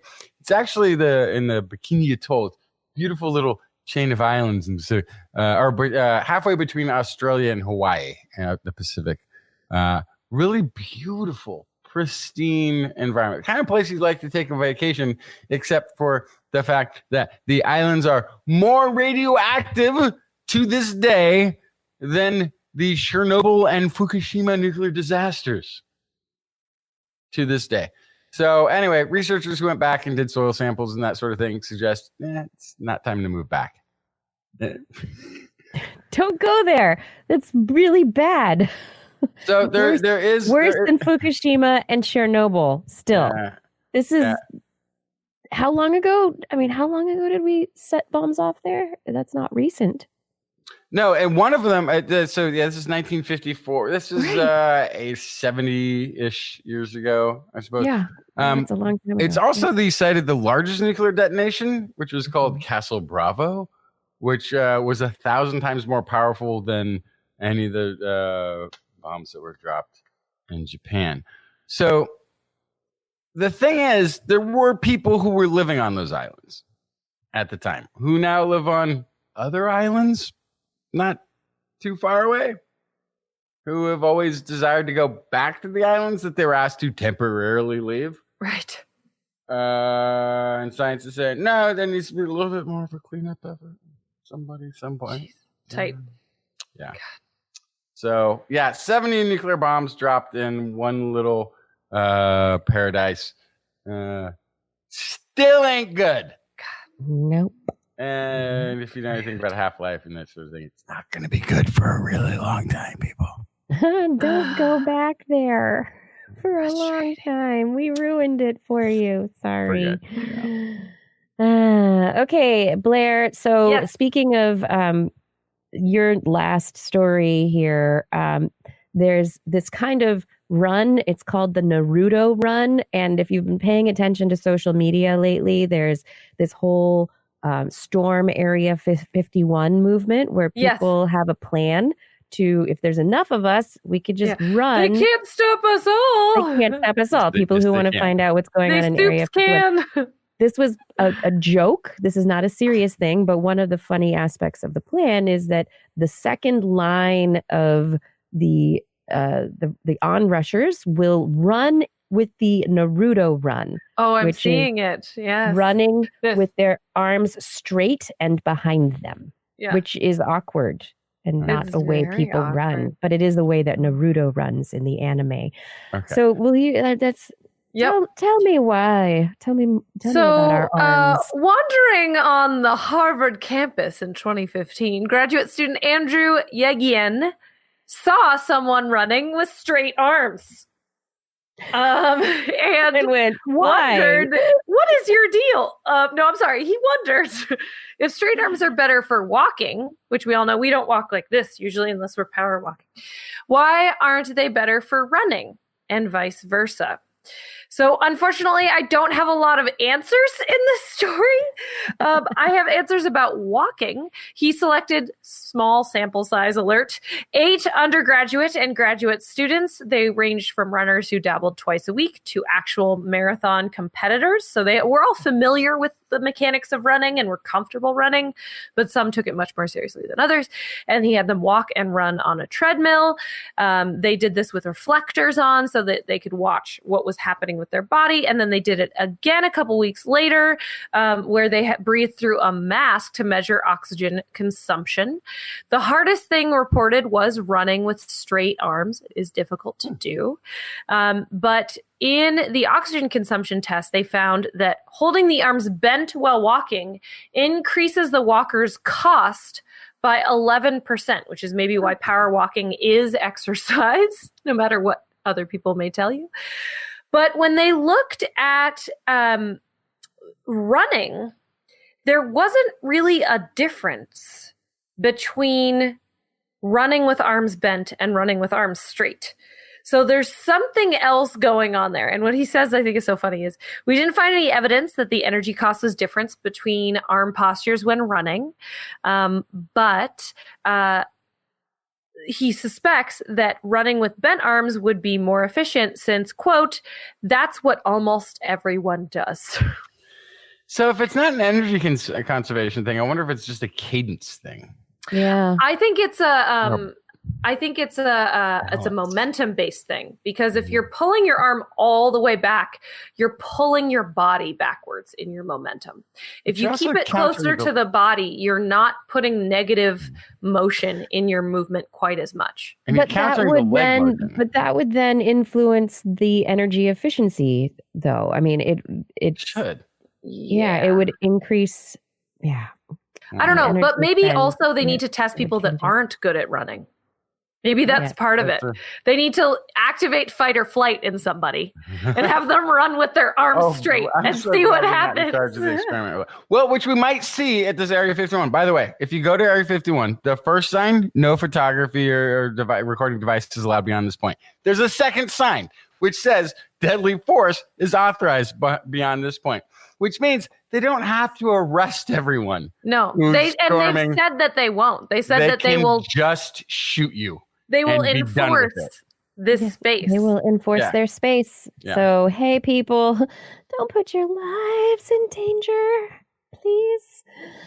I mean, go ahead and Naruto run, just not at Area 51. Yeah. The real secret of Area 51 is it's a highly toxic environment in which they used very toxic elements to make radar and invisible planes. And that was the big secret that they were keeping. And that's why people get diseases there and can't report them to their doctor because they can't find out what gave it to them.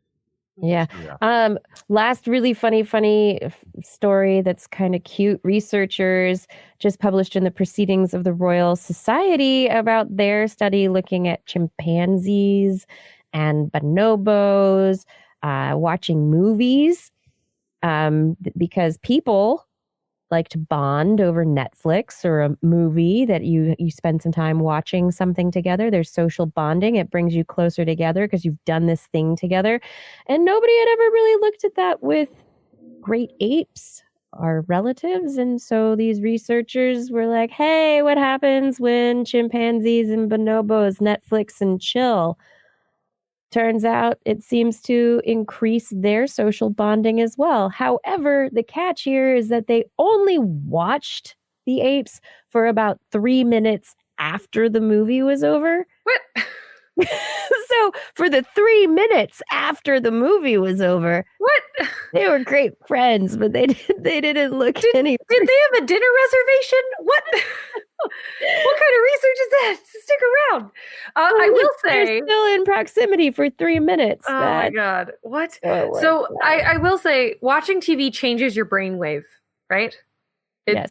So it makes sense for that reason, if nothing else. Right. And this is something that primatologist Franz de Waal in this Guardian article brings up is the effect of synchronization on behavior. And that is if you're looking at something the same thing that somebody else is doing, you have synchronized brain patterns for that period of watching. And this is what may lie behind this idea of empathy, of social bonding, shared experience. But this is something that they're still looking at. And I can't believe they only tracked them for 3 minutes after the movie was over. But anyway, in the study, though, they did determine that these great apes also Netflix and chill. I just want to know what they were watching. Like the apes at the zoo really like cartoons. They really like Disney films. That's really, yeah. Wow. See, you could even do this study for longer than 3 minutes. Yeah, I could. Okay, everyone. We hope that you enjoyed this. Maybe you watched this on YouTube with somebody else and synchronized your brains. Maybe you're listening to this podcast with somebody else, synchronizing your auditory neural signals with the brain of the person next to you. Maybe you're on your own in your own little brainwave. Thank you for joining us. We made it to the end of another show. What? I want to say thank you to Fada for helping with show notes and show descriptions and social media. Thank you to Identity4 for helping to record the podcast. Thank you to Gord for managing our chat room. Thank you to our Patreon sponsors. Thank you, Paul Disney, Richard Onimus, Ed Dyer, Ed, Andy Gross, Stu Pollock, Philip Shane, Ken Hayes, Harrison Prather, Charlene Henry, Joshua Fury, Steve DeBell, Alex Wilson, Tony Steele, Craig Landon, Mark Mazzaros, Jack Matthew Litwin, Jason Roberts, Bill K, Bob Calder, Time Jumper 319, Eric Knapp, Richard Brian Condren, Dave Neighbor, Gene Tellier, John Gridley, David Williams, Corinne Benton, Adam LaJoy, Sarah Chavis, Rodney, Tiffany Boyd, John Bertram, Mountain Sloth, Seth O'Gradney, Stephen Alberon, John Ratnaswamy, Dave Friedel, Daryl Myshak, Andrew Swanson, Paul Ronovich, Sue Doster, Dave Wilkinson, Ben Bignell, Richard Porter, Noodles, Kevin Reardon, Christoph Zucknurek, Ashish Pants, Ulysses Adkins, Artyom, Rick Ramus, Paul, John McKee, Jason Olds, Brian Carrington, Christopher Dreyer, Lisa Slazewski, Drim Depoe, Greg Riley, Sean Lamb, Ben Rothig, Steve Leisman, Kurt Larson, Rudy Garcia, Marjorie, Gary S., Robert, Greg Briggs, Brendan Minish, Christopher Rappin, Flying Out, Aaron Luthen, Matt Sutter, Mark Hessenflow, Kevin Parachan, Byron Lee, and EO. Thank you for your support on Patreon. If any of you are interested in supporting us, you can find information at TWIS.org. There's a link to Patreon there. You can go directly to patreon.com/thisweekinscience.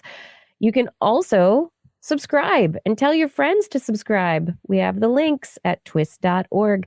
On next week's show, so far, it's just the science trio, Blair, Justin, and myself. No interview as of yet. That might be kind of fun. But we do love these interviews. Many thanks to Lukas Pasteka for his conversation on variable constants today. And again, next week, we will be broadcasting online live at 8 p.m. Pacific time on twist.org/live. You can watch and join our chat room, but don't worry if you can't make it. You can find all of our past episodes at our YouTube channel or twist.org. Thank you for enjoying the show. TWIS is also available as a podcast. Just Google This Week in Science in your iTunes directory, or you can look for This Week in Science in anything Apple Marketplacey. For more information on anything you've heard here today, show notes will be available on our website. That's at www.twist.org. That includes information on our guest if you're interested. And while you're there, you can also make comments and start conversations with the hosts and other listeners. Or you can just contact us directly. Email Kirsten at thisweekinscience.com, Justin at twistminion@gmail.com, or Blair at blairbaz@twist.org. Just be sure to put TWIS, TWIS, somewhere in the subject line. Otherwise, what will happen, Blair? I believe your email will be spam filtered into oblivion. Into oblivion. You can also hit us up on the Twitter where we are at TWIS Science, at Dr. Kiki, at Jacksonfly, and at Blair's Menagerie. We love your feedback. If there's a topic you would like us to cover or address, a suggestion for an interview, a haiku that came to you tonight, please let us know. We'll be back here next week, and we hope you'll join us again for more great science news. And if you've learned anything from the show, remember, it's all in your head. This Week in Science. This Week in Science. This Week in Science. This week in science, it's the end of the world. So I'm setting up shop, got my banner unfurled. It says the scientist is in, I'm gonna sell my advice. Show them how to stop the robots with a simple device. I'll reverse global warming with a wave of my hand. And all it'll cost you is a couple of grand. 'Cause this week's science is coming your way. So everybody listen to what I say. I use the scientific method for all that it's worth. And I'll broadcast my opinion all over the earth.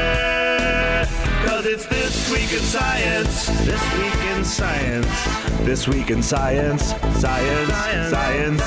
This Week in Science. This Week in Science. This Week in Science. Science. Science. Science. I've got one disclaimer and it shouldn't be news. That what I say may not represent your views. But I've done the calculations and I've got a plan. If you listen to the science, you may just yet understand that we're not trying to threaten your philosophy. We're just trying to save the world from jeopardy. Jeopardy. Jeopardy. And This Week in Science is coming your way. So everybody listen to everything we say. And if you use our method instead of rolling a die, we may rid the world of toxoplasma gondii. 'Cause it's This Week in Science. This Week in Science. This Week in Science. Science. Science. Science. This Week in Science. This Week in Science. This Week in Science. Science. Science.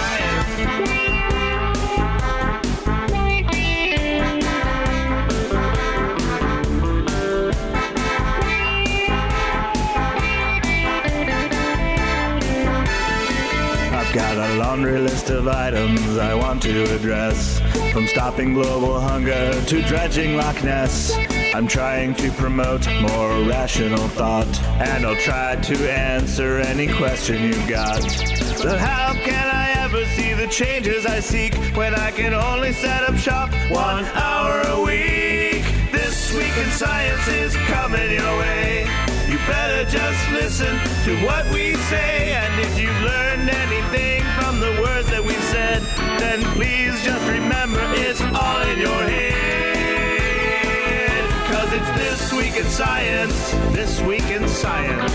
This Week in Science. Science. Science. Science. Science. This Week in Science. This Week in Science.